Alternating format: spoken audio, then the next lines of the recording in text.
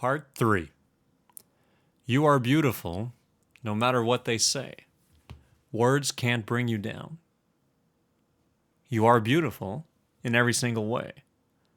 Yes, words can't bring you down. Christina Aguilera, beautiful. Weird kids. Some kids have actually come out and asked me why I hang out with the freak so much. These are kids that don't even know him well. If they knew him, they wouldn't call him that. Because he's a nice kid, I always answer. And don't call him that. You're a saint, Summer, Chimena Chin said to me the other day. I couldn't do what you're doing. It's not a big deal, I answered her truthfully.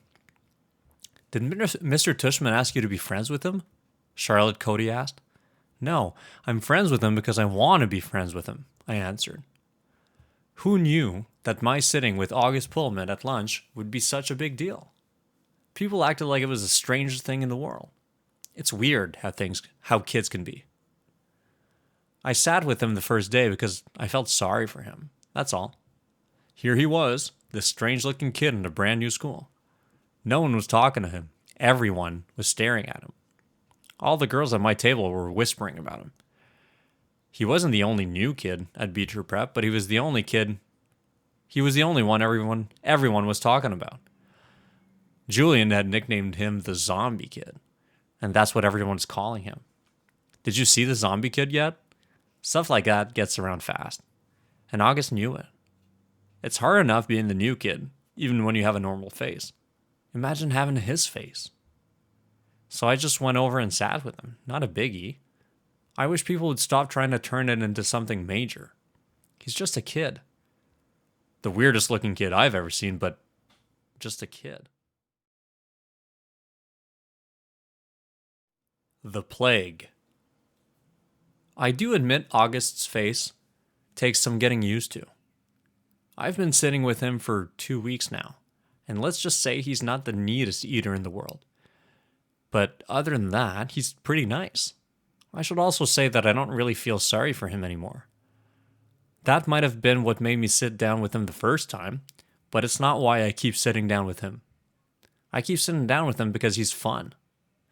One of the things I'm not loving about this year is how a lot of kids are acting like they're too grown up to play things anymore.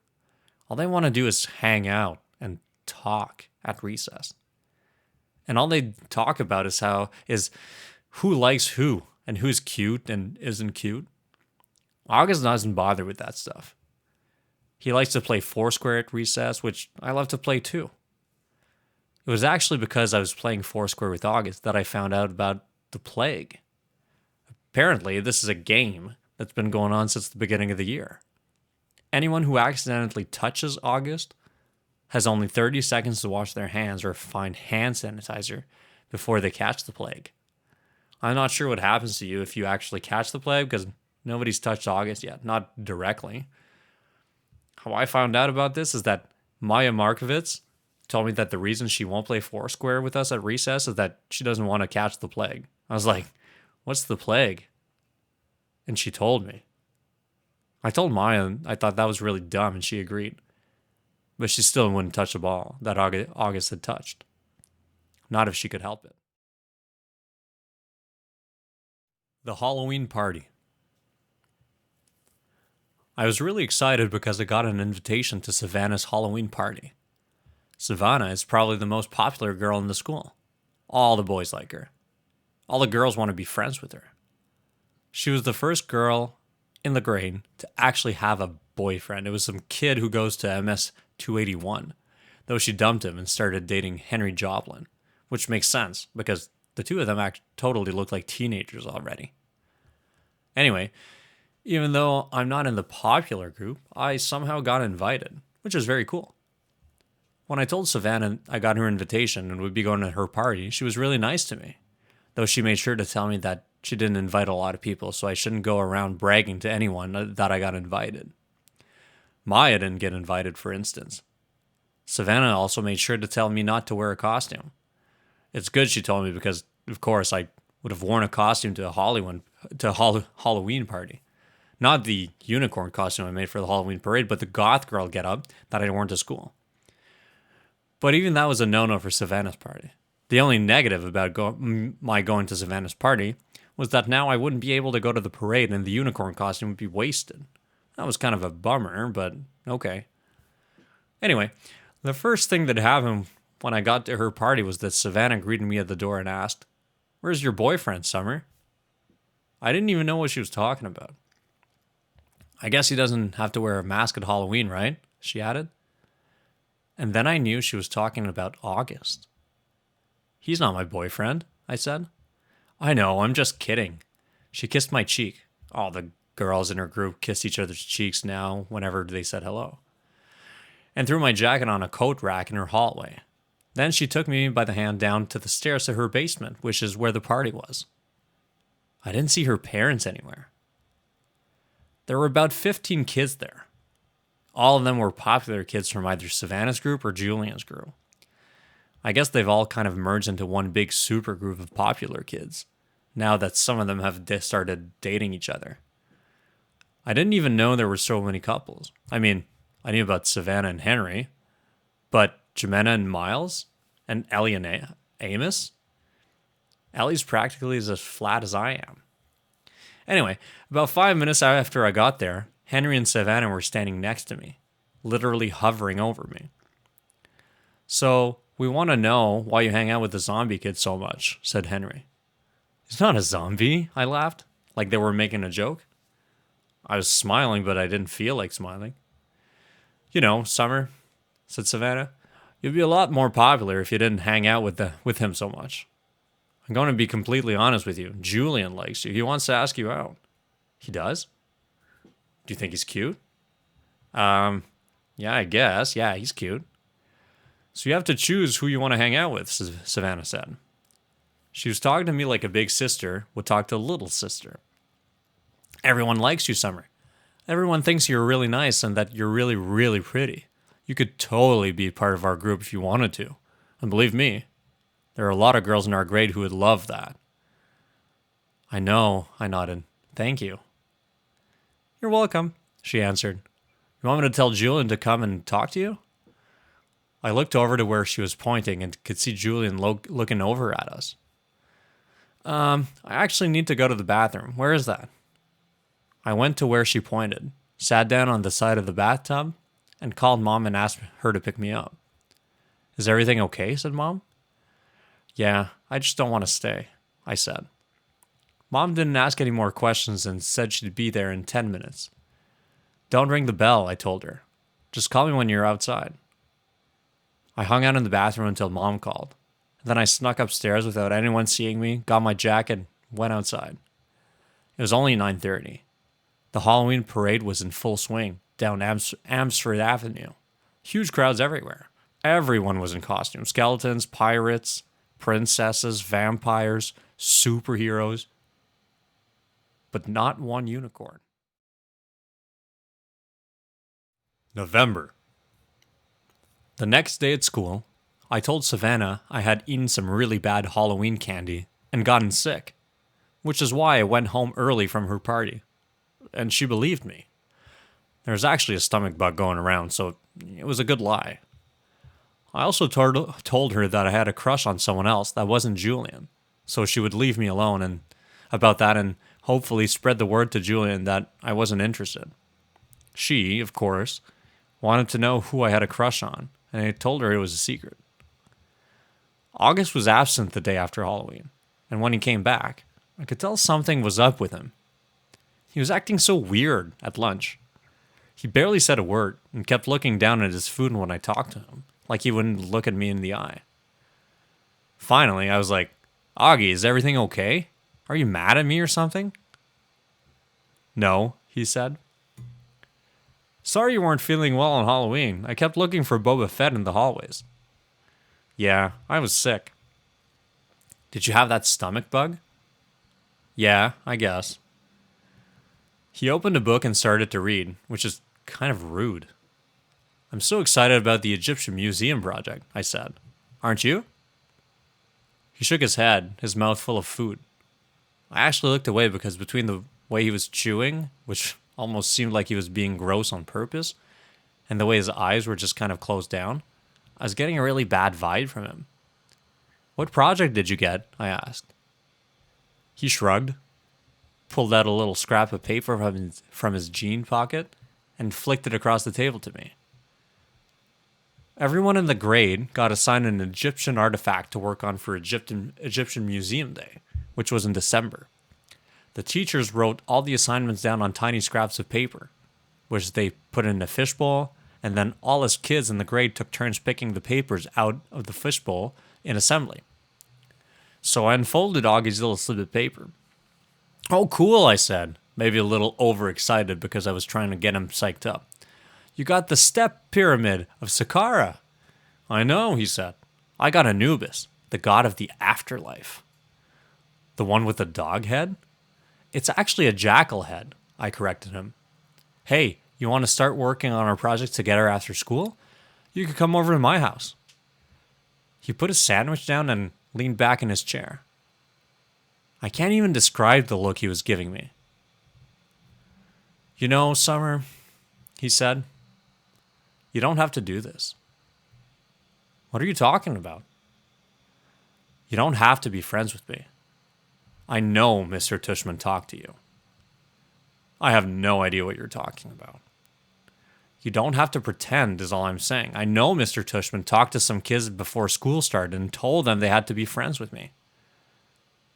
"He did not talk to me, August." "Yeah, he did." "No, he did not." "Yeah, he did." "No, he didn't, I swear on my life." I put my hands up in the air so he could see I wasn't crossing my fingers. He immediately looked down at my feet, so I shook off my Uggs so he could see my toes weren't crossed. "You're wearing tights," he said accusingly. "You can see my toes are flat," I yelled.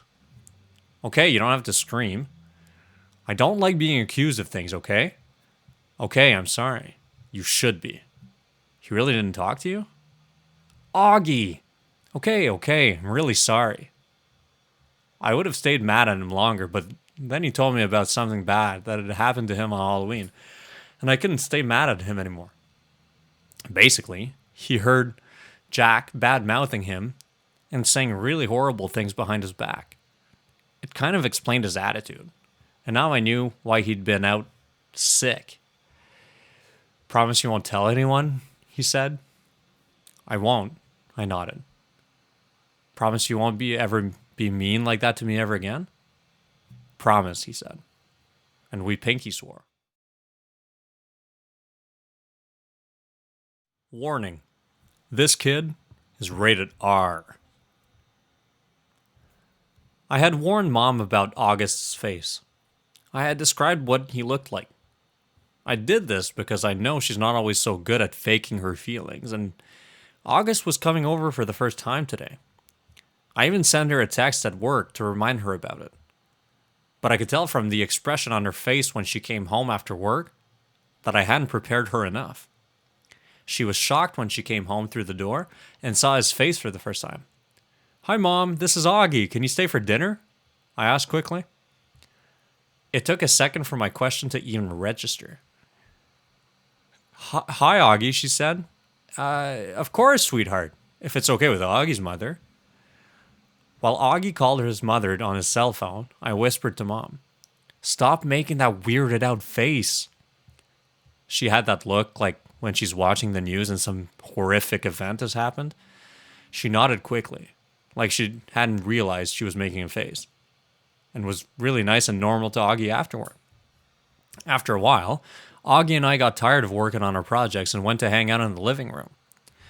Augie was looking at the pictures on the mantle, and he saw a picture of me and Daddy. "Is that your dad?" he said. "Yeah." "I didn't know you were... what's the word? Biracial." "Right, that's the word." "Yeah." He looked at the picture again. "Are your parents divorced? I've never seen him at drop-off or anything." "Oh, no," I said. "He was a platoon sergeant. He died a few years ago." "Whoa, I didn't know that." Yeah, I nodded, handing him a picture of my dad in his uniform. Wow, look at all those medals. Yeah, he was pretty awesome. Wow, Summer, I'm sorry. Yeah, it sucks. I really miss him a lot. Yeah, wow. He nodded, handing me back the picture. Have you ever known anyone who died? I asked. Just my grandmother, and I don't really even remember her. That's too bad. Augie nodded. You ever wonder what happens to people when they die? I asked. He shrugged. Not really, I mean. I guess they go to heaven? That's where my grands went. I think about it a lot, I said. I think when people die, their souls go to heaven, but just for a little while. Like that's where they see their old friends and stuff and kind of catch up on old times. But then I actually think the souls start thinking about their lives on earth. Like if they were good or bad or whatever. And then they get born again as brand new babies in the world. Why would they want to do that? Because then they get another chance to get it right, I answered. Their souls get a chance to have a do-over. He thought about what I was saying and then nodded. Kind of like when you get a makeup test, he said. Right. But they don't come back looking the same, he said. I mean, they look completely different when they come back, right? Oh, yeah, I answered. Your soul stays the same, but everything else is different. I like that, he said, nodding a lot. I really like that, Summer. That means in my next life, I won't be stuck with this face. He pointed to his face when he said that and batted his eyes, which made me laugh. I guess not, I shrugged. Hey, I might even be handsome, he said, smiling. That'd be so awesome, wouldn't it? I can come back and be this good-looking dude and be super buff and super tall. I laughed again. He was such a good sport about himself. That's one of the things I like the most about Augie. Hey, Augie, can I ask you a question? Yeah, he said, like he knew exactly what I wanted to ask. I hesitated. I've been wanting to ask him this for a while, but I've always lost the guts to ask. What? He said. You want to know what's wrong with my face? Yeah, I guess, if it's okay for me to ask. He shrugged. I was so relieved that he didn't seem mad or sad. Yeah, it's no big deal, he said casually. The main thing I have is this thing called mandibulofacial dysostosis, which took me forever to learn how to pronounce, by the way. But I also have this other syndrome thing I can't even pronounce. And these things kind of just morph together into one big super thing, which is so rare, they don't even have a name for it. I mean, I don't want to brag or anything, but I'm actually considered something of a medical wonder, you know. He smiled. That was a joke, he said. You can laugh. I smiled and shook my head. You're funny, Augie, I said. Yes, I am, he said proudly. I am cool beans. The Egyptian Tomb. Over the next month, August and I hung out a lot after school, either at his house or my house. August's parents even invited Mom and me over for dinner a couple times. I overheard them talking about fixing Mom up on a blind date with August's Uncle Ben. On the day of the Egyptian Museum exhibit, we were all really excited and kind of giddy. It had snowed the day before. Not as much as it had snowed over the Thanksgiving break, but still, snow is snow. The gym was turned into a giant museum, with everyone's Egyptian artifact displayed on a table with a little caption card explaining what the thing was. Most of the artifacts were really great, but I have to say, I really think mine and August's were the best. My sculpture of Anubis looked pretty real, and I had even used real gold paint on it. And August had made his step pyramid out of sugar cubes. It was 2 feet high and 2 feet long, and he had spray painted the cubes with this kind of fake sand paint or something. It looked awesome. We all dressed up in Egyptian costumes. Some of the kids were Indiana Jones types archaeologists. Some of them dressed up like pharaohs. August and I dressed up like mummies. Our faces were covered except for 2 little holes for the eyes and 1 little hole for the mouth. When the parents showed up, they all lined up in the hallway in front of the gym. Then we were told we could go get our parents, and each kid got to take his or her parent on a flashlight tour through the dark gym. August and I took our moms around together. We stopped at each exhibit, explaining what it was, talking in whispers, answering questions. Since it was dark, we used our flashlights to illuminate the artifacts while we were talking. Sometimes for dramatic effect, we would hold the flashlights under our chins while we were explaining something in detail. It was so much fun, hearing all these whispers in the dark, seeing all the lights zigzagging around the dark room. At one point, I went over to get a drink at the water fountain. I had to take the mummy wrap off my face. "Hey, Summer," said Jack, who came over to talk to me. He was dressed like the man from The Mummy. "Cool costume." "Thanks." "Is the other mummy August?" "Yeah." Hey, do you know why August is mad at me?" "Uh-huh," I nodded. "Can you tell me?" "No." He nodded. He seemed bummed. "I told him I wouldn't tell you," I explained. "It's so weird," he said. "I have no idea why he's mad at me all of a sudden. None. Can't you at least give me a hint?" I looked over at where August was across the room, talking to our moms. I wasn't about to break my solid oath that I wouldn't tell anyone about what he overheard at Halloween, but I felt bad for Jack. "Bleeding scream," I whispered in his ear, and then walked away.